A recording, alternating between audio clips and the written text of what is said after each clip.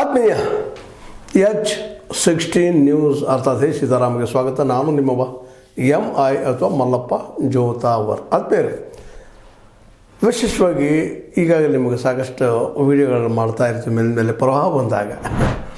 ಆದರೆ ಇದು ಪ್ರವಾಹ ಬಂದಾಗ ಅಷ್ಟೇ ನೆನಪಾಗಬಾರ್ದು, ಇದನ್ನು ಸರ್ಕಾರ ಜಾಗೃತಿಯಾಗಿ ನಿರಂತರ ಬರುತ್ತಿರುವಂಥದ್ದು. ಯಾಕಂದರೆ ಕಳೆದ ಹಲವಾರು ವರ್ಷಗಳಿಂದ ಕೃಷ್ಣ ಮತ್ತು ಅದರ ಉಪನದಿಗಳಂತ ಗಣಪುರಪ ಆಗಿರ್ಬೋದು, ಹಿರಣ್ಯಕೇಶಿ ಆಗಿರ್ಬೋದು, ಆ ಸೈಡದ್ದು ನಮ್ಮ ದೂಧಗಂಗಾ ಮತ್ತು ವೇದಗಂಗಾ ನದಿಗಳಾಗಿರ್ಬೋದು, ಪಂಚಗಂಗಾ ನದಿಗಳಾಗಿರ್ಬೋದು, ಇವೆಲ್ಲ ಈ ಮಳೆಗಾಲದಲ್ಲೇ ತುಂಬ ಜೋರ್ದಾರ ಇರೋದ್ರಿಂದ ಜನರಿಗೆ ಭಾಳ ತೊಂದರೆ ಕೊಡ್ತಾ ಇರೋದು ನಾವು ನೋಡ್ತಾ ಇದ್ದೀವಿ. ಅದನ್ನು ವರದಿಗಳು ಸಹ ಸಾಕಷ್ಟು ಪ್ರಕಟ ಆಗಿದ್ದಾವೆ.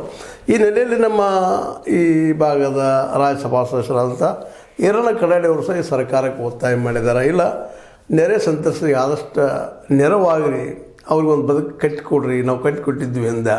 BJP ಸರ್ಕಾರದಾಗ ನಾವು ಸಾಕಷ್ಟು ಕೆಲಸ ಮಾಡಿದ್ವಿ, ಆ ಪ್ರಮಾಣದಲ್ಲಿ ನೀವು ಮಾಡ್ತಾ ಇಲ್ಲ ಅಂತೇಳಿ ಸರ್ಕಾರದ ಮೇಲೆ ಆರೋಪ ಮಾಡಿದ್ದಾರೆ. ಮತ್ತು ಆರೋಪ ಮಾಡೋದ್ರಲ್ಲಿ ಅರ್ಥದ ಇಲ್ಲ ಅಂತಲ್ಲ, ಯಾವ ಪ್ರಮಾಣದಲ್ಲಿ ಆಗಬೇಕಾಗಿತ್ತು ಅದು ಆಗಿಲ್ಲ, ಆಗಬೇಕು ಅನ್ನೋದು ಅಲ್ಲಿ ಜನರ ಒತ್ತಾಯನೂ ಹೌದು. ಯಾಕಂತಂದ್ರೆ ಈಗಾಗಲೇ ನದಿಯ ದಂಡೆಯ ಮೇಲೆ ಇರುತ್ತಿರುವಂಥ ಜನರು ಈ ಒಂದು ಸಂಕಟದಿಂದ ಮೇಲೆ ಬರುತ್ತಿರುವಂಥ ಪ್ರವಾಹದಿಂದಾಗಿ ನೊಂದು ಬೆಂದು ಹೋಗಿದ್ದಾರೆ. ಪ್ರತಿ ವರ್ಷ ಬರೋದು, ಒಂದು 2 ವರ್ಷ ಬಿಟ್ಟರೆ ಬರೋದು. ಈಗ ನೋಡಿರಿ, 2005, 2019, 2021 ಅತ್ಯಂತ ದೊಡ್ಡ ಪ್ರವಾಹ ಬಂದು ಹೋಗಿಬಿಡ್ತು.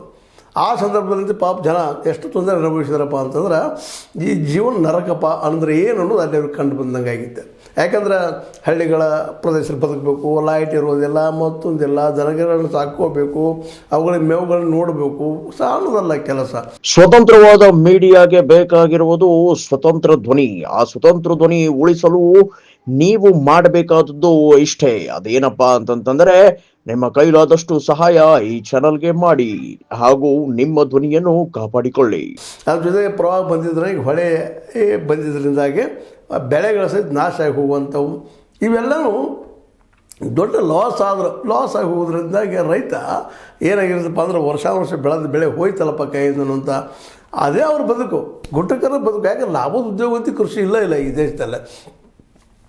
ಲಾಭದ ಉದ್ಯೋಗ ಮಾಡ್ತಾರೆ ನಮ್ಮ ಮೋದಿಜಿಯವರು ಅಂದರು 2022 ಡಬಲ್ ಮಾಡ್ತಾರೆ ನಿಮ್ಮದೆಲ್ಲ ಅಂತೇಳಿ. ಏನು ಡಬಲ್ ಆಯಿತು ಇಲ್ಲೋ ಗೊತ್ತಿಲ್ಲ, ರೈತರು ಹೇಳಬೇಕು ಉತ್ತರ ಅದಕ್ಕೆ. ಅದರ ಮೇಲ್ಪದರದಲ್ಲಿ ನೋಡಿದಾಗ, ನೇರವಾಗಿ ನೋಡಿದಾಗ ನಾವು ಡಬಲ್ ಅಂತ ಏನು ಆಗಿಲ್ಲ ಅನ್ನೋದು ಈಗಾಗಲೇ ಗೊತ್ತಿದ್ದಂಥ ವಿಷಯ. ರಾಜ್ಯದ ಕಾಂಗ್ರೆಸ್ ಇರ್ಬೋದು, ಯಾವುದಿದ್ರು ನಾವು ಮಾಡಿದ್ದೀವಿ ಕೆಲಸ ಅಂತ ಹೇಳ್ಕೊಳ್ತಾರೆ ವಿನಃ ವಾಸ್ತವವಾಗಿ ಹೋಗಿ ನೋಡಿದಾಗ ರೈತ ಇವತ್ತು ಲಾಭದಲ್ಲಿ ಇಲ್ಲ ಅನ್ನುವಂಥದ್ದು, ಬದುಕು ದುಸ್ತರದ ಅನ್ನುವಂಥದ್ದು. 2000 ಇಲ್ಲಿಯವರೆಗೆ ಅಂದಾಜು ಹೆಚ್ಚು ಕಡಿಮೆ 50 ಲಕ್ಷಕ್ಕೂ ಮೇಲ್ಪಟ್ಟ ಆತ್ಮಹತ್ಯೆಗಳು ಮಾಡ್ಕೊಳ್ತಾ ಇದ್ದಾರೆ ರೈತರು ಅನ್ನೋದನ್ನು ನಾವೆಲ್ಲ ಗಮನಿಸಿದಾಗ, ಇವೆಲ್ಲ ಪಾಪ ನೋಡಿ ನೆರೆ ಹಾವಳಿ ಬರ್ತದೆ. ಈಗಂತ ಕೃಷ್ಣಾ ನದಿ ಸಾಕಷ್ಟು ಬೇಸಿಗೆಯಲ್ಲೇ ನೀರು ಇಲ್ದಂಗೆ ಒದ್ದಾಡಿ ಹೋಗ್ತಾರೆ ಕೃಷ್ಣಾ ನದಿ ದಂಡೆ ಮೇಲೆ.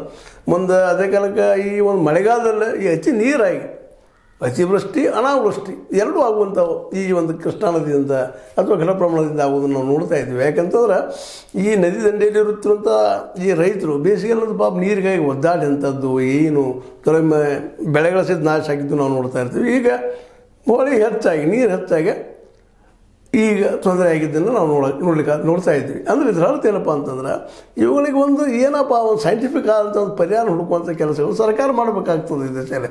ಯಾಕಂದ್ರೆ ನಮ್ಮ ದೇಶದ ಮೇನ್ ಉದ್ಯೋಗ, ಎಲ್ಲರಿಗೂ ಉದ್ಯೋಗ ಕೊಡುವಂಥದ್ದು, ಎಲ್ಲರಿಗೂ ಅನ್ನ ಹಾಕುವಂಥ ಕ್ಷೇತ್ರ ಕೃಷಿ. ಇದಂತೂ ಡೆಫಿನೆಟ್ ಇದ್ರಾಗ 2 ಮಾತೇ ಇಲ್ಲ. ಮತ್ತು ಇವತ್ತು ಏನೋ ಮೋದಿ ಅವ್ರು ಹೇಳಿ, ನಮ್ಮ ಸಿದ್ದರಾಮಯ್ಯವ್ರು ಹೇಳ್ರಿ ಏನೋ ಫ್ರೀ ಕೊಡ್ತೀವಿ ಅಕ್ಕಿ ಅಂತೇಳಿ, ಇವ್ರ ಮನೆಯಿಂದ ಯಾರು ಕೊಡೋದಿಲ್ಲ, ನಮ್ಮ ಮನೆಯಿಂದ ನಾವು ಕೊಡೋದಿಲ್ಲ. ಇವತ್ತು ರೈತ ದುಡಿಯೋದ್ರಿಂದ ರೈತನ ಕಾಳನ್ನು ಹಂಚ್ತಾ ಇರ್ತೀವಿ, ಕಡಿಮೆ ಬೆಲೆಗೆ ತೊಗೊಳ್ತೀವಿ, ಹಂಚ್ತೀವಿ. ಆ ಬೆಲೆ ಪಾಪ ರೈತರು ಸಹಿತ ಲಾಭದ ಉದ್ಯೋಗ ಮಾಡ್ಕೊಳ್ಳಿಕ್ಕೆ ಆಗಿಲ್ಲ ಅವ್ರಿಗೆ. ಹೀಗಾಗಿ ಇವತ್ತು ರೈತ ಒದ್ದಾಡೋದಲ್ಲ. ಇಂಥ ಅನಾವೃಷ್ಟಿ ಅತಿವೃಷ್ಟಿ ಆದಾಗ ಫಸ್ಟ್ ಬಲಿ ಆಗೋದು ರೈತ. ಈಗ ನೋಡ್ರಿ, ಅಲ್ಲಿ ಬಲಿ ಆಗ್ತಾ ಇದ್ದಾರೆ ಕೃಷ್ಣಾ ನದಿಯಲ್ಲಿ, ಚಿಕ್ಕೋಡಿ ಭಾಗದಲ್ಲಿರ್ಬೋದು, ಗೋಕಾಕ್ ಭಾಗದಲ್ಲಿರ್ಬೋದು, ಬಾಗಲಕೋಟೆ ಭಾಗದಲ್ಲಿರ್ಬೋದು, ಇವೆಲ್ಲ ಭಾಗಗಳಲ್ಲೇ ವಿಶೇಷವಾಗಿ ಈ ಅತಿ ಮಳೆಯಿಂದ ಒಂದು ಏನಪ್ಪ ಅಂತಂದ್ರೆ, ಈ ಒಂದು ಪ್ರವಾಹದಿಂದಾಗಿ ಇವತ್ತು ಒದ್ದಾಟ ಜಂಜಾಟ ಪ್ರತಿಯೊಬ್ಬ ಆ ಭಾಗದ ಅದರಲ್ಲಿಯೂ ಆ ನದಿ ದಂಡೆಯಲ್ಲಿರುವಂಥ ಹಳ್ಳಿಗಳ ಮತ್ತು ಪಟ್ಟಣಗಳ ಜನರು. ಮತ್ತು ಈಗಾಗಲೇ ಹಿಂದಿನ ಎಪಿಸೋಡಲ್ಲಿ ಹೇಳಿದ್ದೀನಿ ಈ ಮಾತನ್ನು.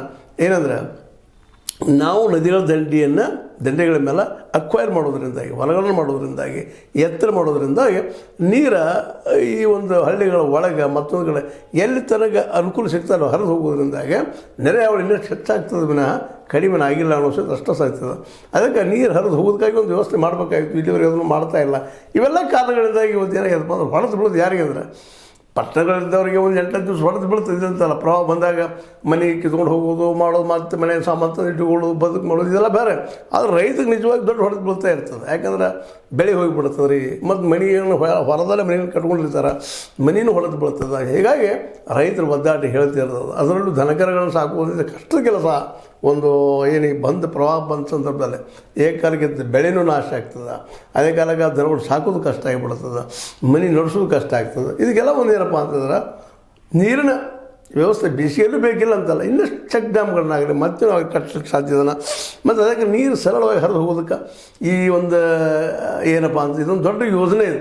ಮತ್ತು ಈಗಾಗಲೇ ಹಿಂದಿನ ಎಪಿಸೋಡ್ದಲ್ಲೂ ಚರ್ಚೆ ಮಾಡಿದ್ದ ವಾಜಪೇಯಿ ಅವರಾಗಿರ್ಬೋದು, ಅದರಿಂದ ಚಂದ್ರಶೇಖರ್ ಅವರಾಗಿರ್ಬೋದು, ಆರಂಭದಲ್ಲಿ ನೆಹರು ಅವರಾಗಿರ್ಬೋದು, ಈ ದೇಶದ ನೀರನ್ನು ಇಡೀ ದೇಶದ ತುಂಬ ಹೋಗುವಂಗೆ ಒಂದು ವ್ಯವಸ್ಥೆ ಮಾಡ್ಕೋಬೇಕಂತೇನೋ ಒಂದು ವಾಸ್ತವನೋ ಕಲ್ಪನೆಯನ್ನು ಮಾಡ್ಕೊಂಡಿದ್ರು. ಆದ ನಂತರ ಸೈಂಟಿಸ್ಟ್ಗಳು ಬೇಡ ಅನ್ನುವಂಥ ಏನು ಮಾಡಿ ಉಳಿದು ಹೋಗಿಬಿಡ್ತು. ಅದರಿಂದ ಮುಖ್ಯ ಇಲ್ಲಿ ವಿಲ್ ಪವರ್ ಇಲ್ಲ ಅನ್ನುವಂಥದ್ದು. ಯಾಕಂದರೆ ಎಲ್ಲದಕ್ಕೂ ಒಂದು ಪರಿಹಾರ ಇದ್ದೇ ಇರ್ತದೆ, ಇಲ್ಲಂತಲ್ಲ. ಒಂದು ಪ್ರಯತ್ನ ಮಾಡಿದ್ರೆ, ಒಂದು ಸೈಂಟಿಫಿಕ್ ಆಗಿ ಚಿಂತನೆ ಮಾಡಿದ್ರೆ, ಅದನ್ನು ಮಾಡಲೇಬೇಕು ಅಂತ ಹಠದಿಂದ ಹಿಡಿದು ಮಾಡಿದರೆ ಯಶಸ್ವಿ ಆಗ್ತಿತ್ತು ಅನ್ನೋದು. ಯಾಕೆ ಇಡೀ ದೇಶದ ನೀರು ಹರಿದು ಹೋಗೋದ್ರಿಂದಾಗಿ 12 ದಿನ ನಮ್ಗೆ ನೀರು ಸಿಗೋದ್ರಿಂದಾಗಿ ನಮಗೆ ಬೇಕಾದ ಬೆಳೆ ಅಂತ ಬೆಳ್ಕೊಳ್ಳಿಕ್ಕೆ, ಜೊತೆಗೆ ಇನ್ನೊಂದು ದೊಡ್ಡದೇನಪ್ಪ ಅಂದ್ರೆ ನೀರು ಪ್ರವಾಹ ಬಂದಾಗ ನೀರನ್ನ ಯಾವ ರೀತಿ ಡೈವರ್ಟ್ ಮಾಡಬೇಕು ಅನ್ನೋದ್ರ ಸಹಿತ ನಾವು ಪ್ಲ್ಯಾನ್ ಮಾಡಿದರೆ ಅದು ನೈಸರ್ಗಿಕ ಹೌದು, ದೊಡ್ಡ ಪ್ಲ್ಯಾನ್, ಬಿಗ್ ಪ್ಲ್ಯಾನ್ ಇಲ್ಲಂತಲ್ಲ.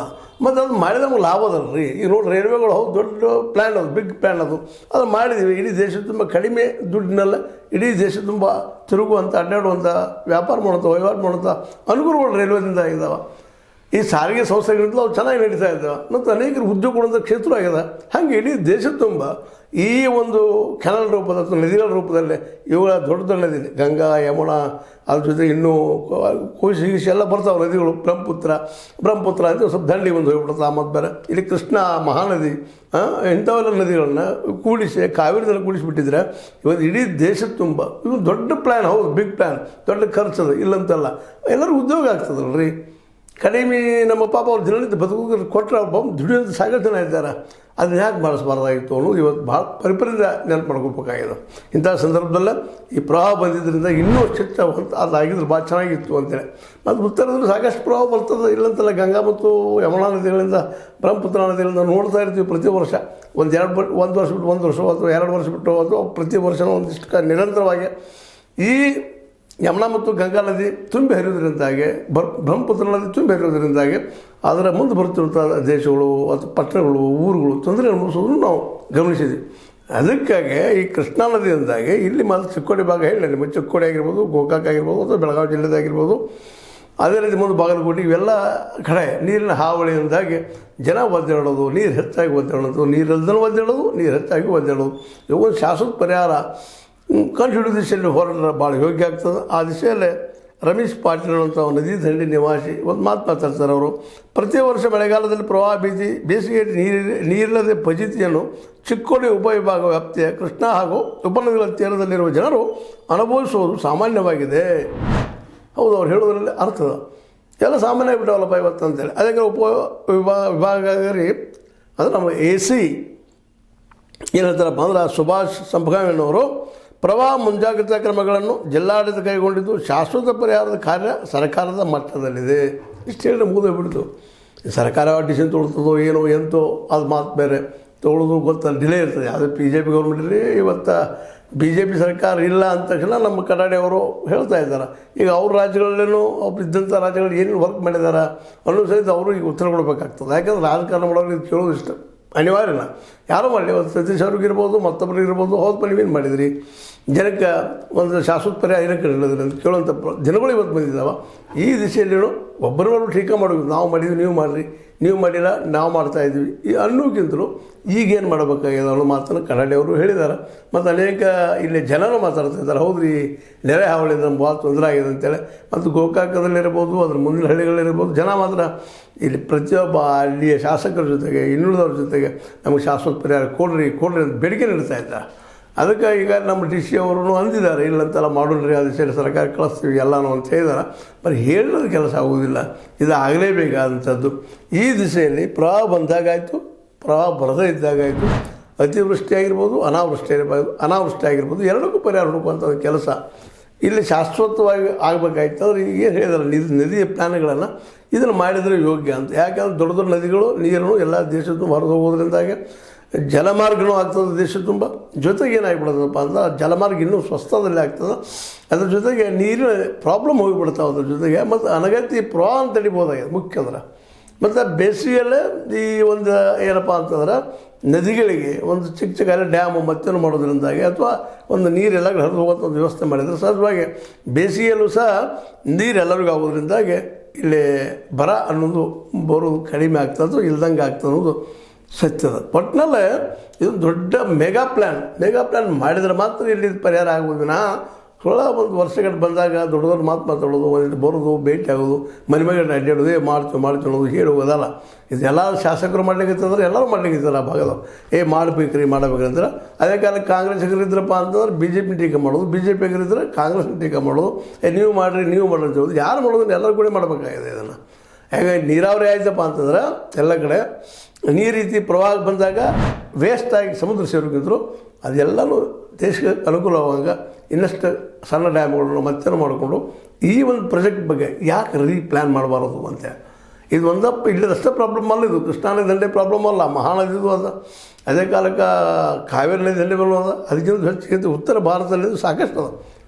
ಅದನ್ನು ಹೇಳಿಕ್ಕೆ ಆಗೋದಿಲ್ಲ. ಬಿಹಾರ ಮತ್ತು ಉತ್ತರ ಪ್ರದೇಶದಲ್ಲಿ ಎಷ್ಟೋ ಜನ ಪಾಪ ಈ ನದಿ ಹಾವಳಿಗಳಿಗಾಗಿ ಪ್ರವಾಹಗಳಿಂದಾಗಿ ಒದ್ದಾಡೋಗಿದ್ದಾರೆ. ಕೆಲವೊಂದು ಗುಡ್ಡ ಕುಸಿದು ಹೋಗುವಂಥವು ನಾವು ನೋಡ್ತಾ ಇದ್ವಿ. ಅದು ಸಹಿತ ಇರೋದು ಅತಿ ದೊಡ್ಡ ಡ್ಯಾಮು ಕಟ್ಟಿದ್ದಕ್ಕಾಗಿ. ಅದಕ್ಕೆ ತೆಹರಿ ಡ್ಯಾಮ್ ಆಗಿರ್ಬೋದು, ಮತ್ತೇದು ಆಗಿರ್ಬೋದು, ಆ ದೊಡ್ಡ ಎತ್ತರಕ್ಕೆ ಮಾಡೋದನ್ನು ವಿರೋಧ ಯಾಕೆ ಮಾಡ್ತಾ ಇದ್ದಾರಪ್ಪ ಅಂತಂದ್ರೆ ಮೂಲತಃ ಈ ನಮ್ಮ ಹಿಮಾಲಯ ಪರ್ವತ, ಹೊಸ ಪರ್ವತ ಅಷ್ಟೊಂದು ಗಟ್ಟಿಮುಟ್ಟಾಗಿ ಉಳಿದಂಥದ್ದೆಲ್ಲ. ಹೀಗಾಗಿ ಮೆಗಾ ಸ್ಫೋಟದಾಗ ದೊಡ್ಡ ಮಳೆ ಆದಾಗ ಕೆಲವೊಮ್ಮೆ ಡ್ಯಾಮ್ಗಳು ಕಿತ್ತು ಹೋಗುವಂಥ ಸಾಧ್ಯತೆಗಳಿರ್ತಾವೆ.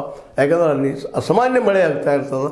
ಮತ್ತು ಬದಿಯ ಊರುಗಳಂತೆ ಹೇಳ್ತಿರೋದು ಮೊನ್ನೆ ನೋಡಿದ್ರಿ ನೀವು. ಈ ಒಂದು ನಮ್ಮ ಉತ್ತರಾಖಂಡದಲ್ಲಿ ಯಾವ ರೀತಿ ಆಯಿತು ಅಂತೇಳಿ, ಮಳೆ ಯಾವ ರೀತಿ ಬಂತು ಅಂತೇಳಿ ಅವೆಲ್ಲ ದೃಶ್ಯಗಳು ನೆನಪಿಸ್ಕೊಂಡ್ರೆ ಇನ್ನೂ ಭೀಕರ ಅನ್ನಿಸ್ತದೆ, ಭಯ ಅನ್ನಿಸ್ತದೆ. ಏನಪ್ಪ ಇದು ಅಂತೇಳಿ ಇಂಥ ನೆರೆ ಹಾವಳಿ ತಟ್ಟು ಸಲುವಾಗಿ ಕೃಷ್ಣಾ ನದಿ ನೆರೆ ಹಾವಳಿ ಆಗಿರ್ಬೋದು, ಘಟಪ್ರಭಾ ನೆರೆ ಹಾವಳಿ ಆಗಿರ್ಬೋದು, ಇವೆಲ್ಲ ತಡಿಬೇಕಾಗಿತ್ತು. ಶಾಶ್ವತ ಪ್ಲ್ಯಾನ ಬರೀ ಬಾಯಲ್ಲಿ ಹೇಳೋದಲ್ಲ, ಖಚಿತವಾಗಿ ನಮ್ಮ ಮನಸ್ಸನ್ನು ನಾವು ಅದಕ್ಕೆ ಬದ್ಧ ಮಾಡಿಕೊಂಡು ಈ ರಾಜಕಾರಣಿಗಳು ಇಲ್ಲಿಯ ಅಧಿಕಾರಶಾಹಿ ಆಗಿರ್ಬೋದು, ಸೈಂಟಿಸ್ಟ್ಗಳ ಜೊತೆ ಮತ್ತೊಮ್ಮೆ ಚರ್ಚೆ ಮಾಡಿಕೊಂಡು ಈ ಪ್ಲ್ಯಾನ್ ಆರಂಭ ಮಾಡಲೇಬೇಕಾಗ್ತದೆ ಈ ದೇಶಕ್ಕೆ. ಅಂದಾಗ ಮಾತ್ರ ಇವೆಲ್ಲ ಏನು ಹಾವಳಿಗಳಿದ್ದಾವೆ ತಡೆಯೋಕ್ಕೆ ಸಾಧ್ಯ. ಎಲ್ಲದರಲ್ಲಿ ಏನೋ ಇವ್ರು ಟೀಕೆ ಮಾಡೋದು, ಅವ್ರು ಟೀಕೆ ಮಾಡೋದ್ರಿಂದ ಟೀಕೆಗಳಾಗ್ತವೆ ವಿನಃ ಕನ್ಸ್ಟ್ರಕ್ಟಿವ್ ವರ್ಕ್ ಆಗೋದಿಲ್ಲ. ತಾತ್ಕಾಲಿಕ ಪರಿಹಾರ ಆಗ್ತವೆ ವಿನಃ ಅವು ಶಾಶ್ವತ ಪರಿಹಾರ ಆಗಲಾರ್ದು ಮತ್ತು ಪ್ರತಿ ಹೊಳೆ ಬಂದಾಗ ನೆನಪಾಗೋದು, ಮಾಡಬೇಕ್ರಿ ಅನ್ನೋದು ಇವೆಲ್ಲ ಸಾಮಾನ್ಯ ಆಗಿ ಹೋಗಿಬಿಡ್ತಾವೆ. ಅದಕ್ಕಾಗಿ ಈ ದಿಶೆಯಲ್ಲಿ ಸರ್ಕಾರ ಯೋಚನೆ ಮಾಡಲಿ ಅಂತ ಹೇಳ್ತಾ ಇವತ್ತು ಈ ನಮ್ಮ ಪ್ರಮುಖರ ಏನೇನು ಮಾತಾಡಿದರು ಅದ್ರ ಬಗ್ಗೆ ನಿಮ್ಮ ಮುಂದೆ ಅರ್ಧ ಹಂಚ್ಕೊಳ್ಳೋದು, ಆ ದಿಶೆಯಲ್ಲಿ ವರ್ಕ್ ಮಾಡಿದ್ರೆ ಹೋಗ್ಯನೋ ಅಂತ ಹೇಳ್ತಾ ಒಟ್ಟು ಏನು ಮಾಡಿರಿ ಎಂತೋ ಮಾಡಿರಿ ಪ್ರವಾಹ ಬರದಂಗೆ ತಡೆಯುವಂಥ ಒಂದು ಹೊಸ ಯೋಜನೆ ಹಾಕಿರಿ ಅಂತ ಹೇಳಿ ಮತ್ತು ಅದೇ ಕಾಲಕ್ಕೆ ಬೇಸಿಗೆಯಲ್ಲೂ ಸಹ ನೀರು ಸಿಗುವಂಥ ವ್ಯವಸ್ಥೆ ಮಾಡಿರಿ. ಆ ದಿಶೆಯಲ್ಲಿ ಏನಾದರೂ ಯೋಚನೆ ಮಾಡಿರಿ ಸೈಂಟಿಫಿಕ್ ಆಗಿ ಅಂತ ಹೇಳಿದ್ರೆ ನಾನು ಮಾತು ಮುಗಿಸ್ತಾ ಇದ್ದೀನಿ. ನಿಮಗೆ ಲೈಕ್ ಮಾಡಿ, ಶೇರ್ ಮಾಡಿ, ಕಮೆಂಟ್ ಮಾಡಿ, ಜೊತೆ ಸಬ್ಸ್ಕ್ರೈಬ್ ತಿಳಿಸ್ಬಾರ್ದು. H60 ನ್ಯೂಸ್ ಅರ್ಥ ಹೇಗೆ ಸಿಗ್ತಾರಾಮ್ ಇದು ಸತ್ಯದ ಕೈಗಳಲ್ಲಿ ವಂದನೆಗಳು.